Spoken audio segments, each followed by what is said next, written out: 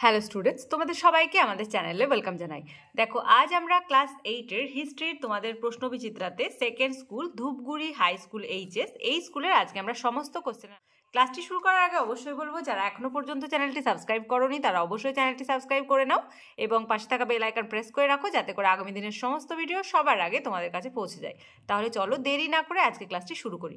আজকে ক্লাসের first question দেখো, 76-এর মন্বন্তর হয়েছিল, আনসার হবে 1176 বঙ্গাব্দে। মনে রাখবে যে বাংলাদেশে যে মর্মান্তিক ঘটনা ঘটেছিল সেটাই হচ্ছে 76-এর মন্বন্তর। সেকেন্ড, স্বেচ্ছায় অধীনতামূলক মিত্রতার নীতি মেনে নিয়েছিলেন, আনসার হবে নিজাম। থার্ড, সত্যবিলোপ নীতি প্রবর্তন করেন, আনসার হবে লর্ড ডালহৌসি। তারপরে কোশ্চেন, পলাশীর লুণ্ঠন কাকে বলে? খুব ইম্পর্টেন্ট কোশ্চেন এটা। আনসার লিখবে 1757 খ্রিস্টাব্দে পলাশীর যুদ্ধে ব্রিটিশ কোম্পানি জয়লাভ করে ইংরেজরা সিরাজ উদ্দৌলাকে সরিয়ে মীর জাফরকে বাংলার নবাব পদে বসান। পলাশীর যুদ্ধের পর ব্রিটিশ কোম্পানি বিভিন্নভাবে নবাব মীর জাফরের কাছ থেকে প্রচুর অর্থ আদায় করে। রবার্ট ক্লাইভ সহ কোম্পানির উচ্চপদস্থ কর্মচারীরাও ব্যক্তিগতভাবে প্রচুর অর্থ নেয়। কোম্পানির পক্ষ থেকে প্রচুর অর্থ লুণ্ঠন করে ব্রিটেনে পাঠিয়ে দেওয়া হয়। সব মিলিয়ে প্রায় 3 কোটি টাকার সম্পদ ইংরেজরা আদায় করে। পলাশীর যুদ্ধের পর মীর জাফরের কাছ থেকে ইংরেজদের অর্থ আত্মসাৎকে পলাশীর লুণ্ঠন বলা হয়। তারপরের কোশ্চেন, কে এশিয়াটিক সোসাইটি প্রতিষ্ঠা করেন? আনসার হবে উইলিয়াম জোন্স। তোমরা লিখে নাও। 3 দাগের ফার্স্ট কোশ্চেন, উডের ডেসপ্যাচের দুটি সুপারিশ লেখো। এটাও খুব ইম্পর্টেন্ট কোশ্চেন। দুটি চেয়েছে, লিখবে শিক্ষার প্রসারের জন্য স্বতন্ত্র শিক্ষা বিভাগ গঠন করা, কলকাতা, বোম্বাই ও মাদ্রাজে একটি করে বিশ্ববিদ্যালয় প্রতিষ্ঠা করা, সুদক্ষ শিক্ষক তৈরির জন্য শিক্ষকদের প্রশিক্ষণ বা টিচার্স ট্রেনিং কলেজ স্থাপন করা, দেশীয় ভাষার মাধ্যমে সাধারণ শিক্ষা প্রদান করা, নারী শিক্ষার প্রসার ঘটানো। দুটো চেয়েছে, তোমরা যে কোনো দুটো লিখে দেবে। তারপরের কোশ্চেন, আলীনগরের সন্ধির ফল কি হয়েছিল?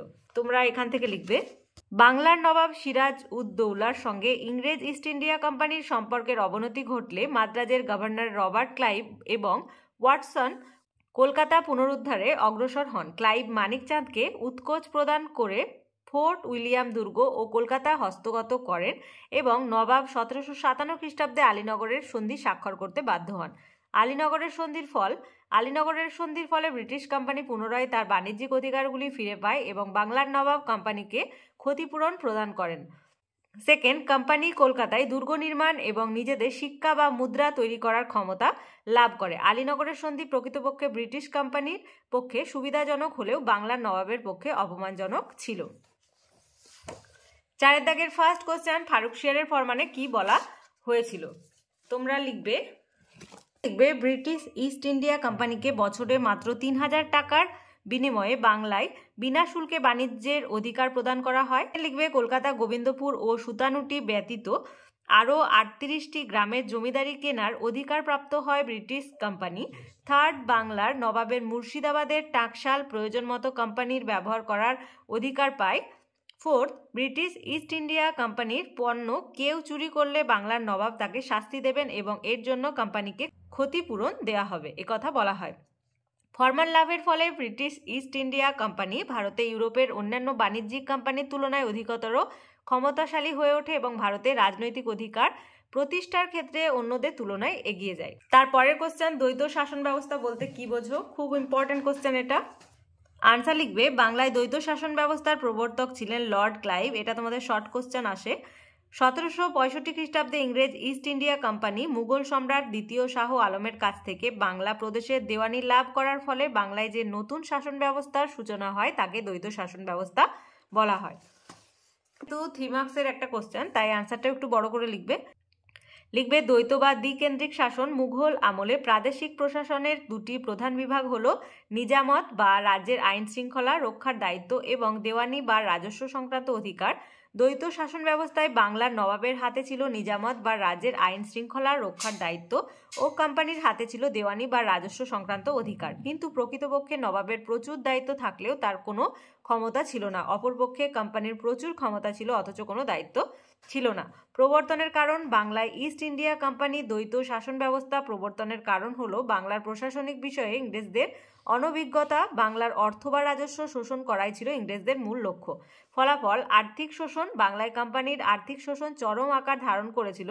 1764 থেকে 65 খ্রিস্টাব্দে রাজস্ব আদায় হয়েছিল 1,13,00,000 টাকা এবং 1765 খ্রিস্টাব্দে দেওয়ানি লাভের পর কোম্পানি আদায় করেছিল 2,20,00,000 টাকা।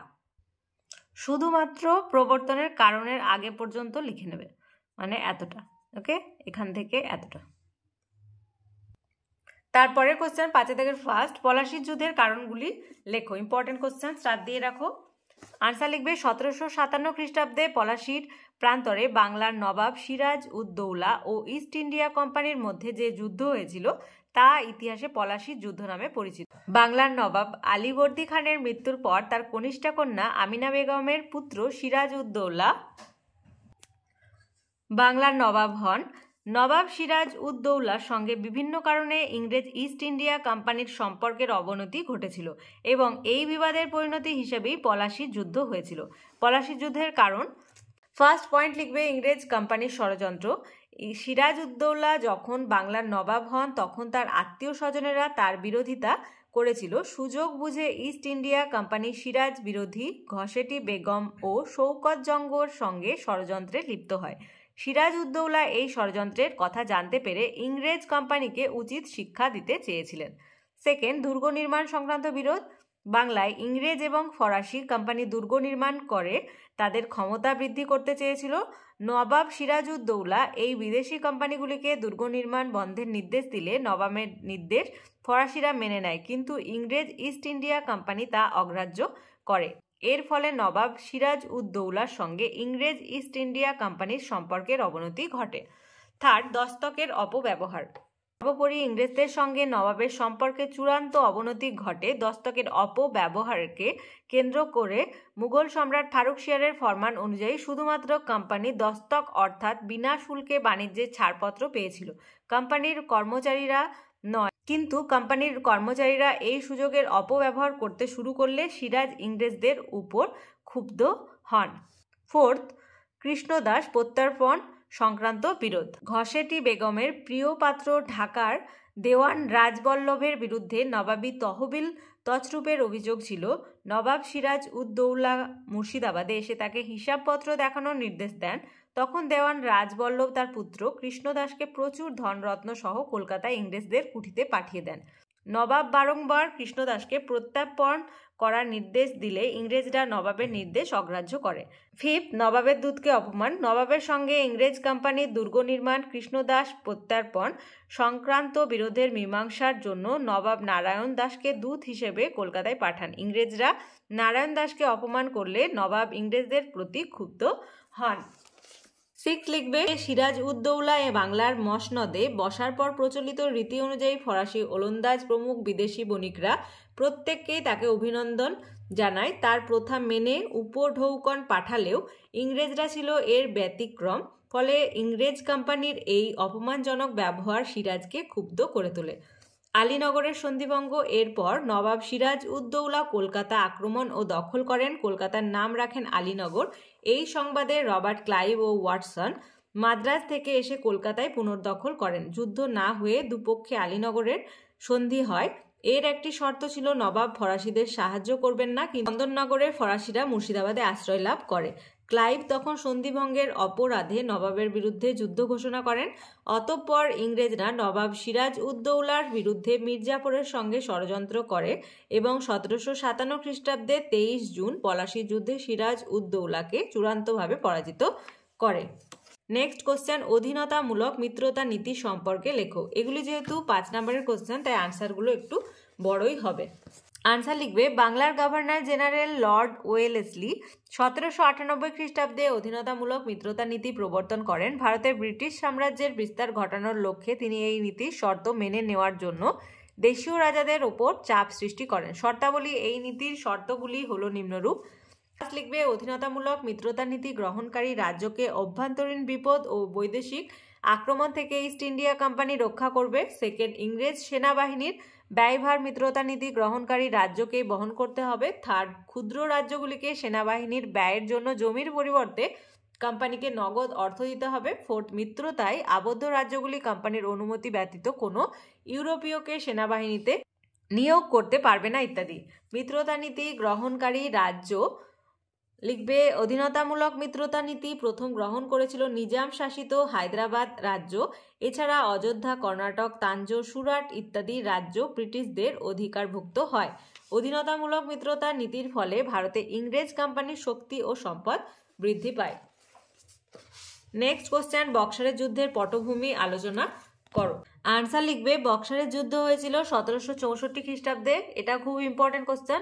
এই যুদ্ধ হয়েছিল বাংলার নবাব মীর কাসিম, অযোধ্যার নবাব সুজাউদ্দৌলা ও মুঘল সম্রাট দ্বিতীয় শাহ আলমের মিলিত বাহিনীর সঙ্গে ইংরেজ ইস্ট ইন্ডিয়া কোম্পানির। ইংরেজ ইস্ট ইন্ডিয়া কোম্পানি পূর্ববর্তী নবাব মীর জাফরকে সরিয়ে মীর কাসিমকে বাংলার সিংহাসনে বসায়, কিন্তু সিংহাসনে আরোহণের পর মীর কাসিম স্বাধীনভাবে রাজত্ব চালনা করতে চাইলে ইংরেজদের সঙ্গে তার বিরোধ বাধে। বক্সারের যুদ্ধের কারণ, রাজনৈতিক কারণ। মুঙ্গেরে রাজধানী স্থানান্তর। সিংহাসনে আরোহণের পর মীর কাসিম স্বাধীনভাবে রাজত্ব করার জন্য রাজধানী স্থানান্তরিত করেন মুঙ্গেরে। বাংলার রাজধানী মুর্শিদাবাদ ছিল ইংরেজ প্রভাবিত, তাই তিনি রাজধানী স্থানান্তরের পরিকল্পনা করেছিলেন। সেকেন্ড, বৈধ ফরমান লাভ। মীর কাসিম ইংরেজদের সঙ্গে ষড়যন্ত্র করে অবৈধভাবে বাংলার সিংহাসন লাভ করেন। তিনি নিজেকে বৈধ নবাব হিসাবে প্রতিষ্ঠা করার জন্য বার্ষিক 26 লক্ষ অঙ্গীকার করে মুঘল সম্রাট দ্বিতীয় শাহ আলমের ফরমান নিয়েছিলেন। এই ব্যবস্থা ইংরেজরা মেনে নিতে পারেন। সামরিক কারণে লিখবে ইউরোপীয় রণকৌশল গ্রহণ। নবাব মীর কাসিম চিরাচরিত রণকৌশলের পরিবর্তে উন্নত ইউরোপীয় ধাঁচে সেনাবাহিনীকে মজবুত করতে চেয়েছিলেন। এর জন্য তিনি আর্মেনীয় গ্রেগরিকে প্রধান সেনাপতি, ফরাসি সোমরুকে এবং আর্মেনীয় মার্কারকে সহ সেনাপতি পদে নিযুক্ত করেছিলেন। সেকেন্ড, আগ্নেয়াস্ত্র নির্মাণের কারখানা প্রতিষ্ঠা। মীর কাসিম উপলব্ধি করেছিলেন তার সেনাবাহিনীর অন্যতম দুর্বলতার কারণ উন্নত আগ্নেয়াস্ত্রের অভাব। এই অসুবিধা দূর করার জন্য তিনি মুঙ্গেরকে বন্দুক, গোলা বারুদের কারখানা গড়ে তুলেছিলেন। বলা বাহুল্য মীর কাসিমের এই সব কার্যকলাপ ইংরেজদের সহ্য হয়নি। অর্থনৈতিক কারণ, আর্থিক সমস্যা। চুক্তিমতো নবাব বর্ধমান, মেদিনীপুর ও চট্টগ্রাম জেলার রাজস্ব ইংরেজদের দিয়ে নিয়ন্ত্রণ মুক্ত হন।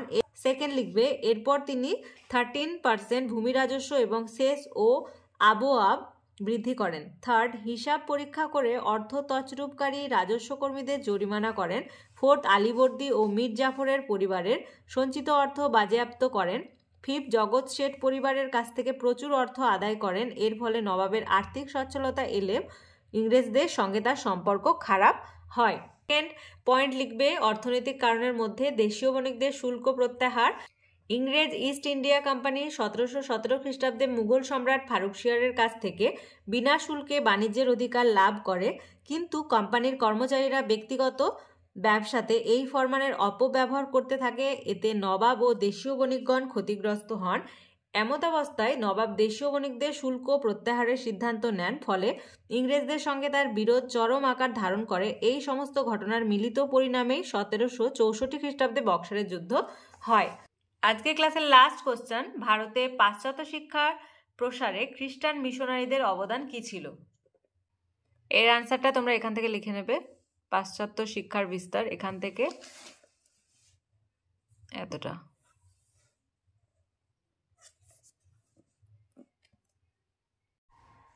তাহলে আজকে দেখো second school Dhupguri high school HS, এই স্কুলের আজকে আমরা সমস্ত কোশ্চেনের আনসারগুলি সলভ করে নিলাম। আজকের ক্লাসটি যদি ভালো লেগে থাকে একটি লাইক দেবে, আর ভিডিওটি কি করবে বন্ধুদের সঙ্গে অনেক অনেক অনেক বেশি করে শেয়ার করবে। আর তোমাদের প্রতিটা বিষয়ের ক্লাস শুরু হয়ে গেছে, ক্লাসগুলি যারা দেখোনি তারা প্লেলিস্ট চেক করে ক্লাসগুলি দেখে নাও। আর আজকে ক্লাস যারা প্রথমবার এসেছো তারা অবশ্যই চ্যানেলটি সাবস্ক্রাইব করে নাও এবং পাশে থাকা বেল আইকন প্রেস করে রাখো, যাতে করে আগামী দিনের সমস্ত ভিডিও সবার আগে তোমাদের কাছে পৌঁছে যায়। আর আমাদের ক্লাসগুলি তোমাদের কেমন লাগছে অবশ্যই জানাবে। তাহলে আজ এই পর্যন্তই, তোমরা সবাই ভালো থেকো। Thank you.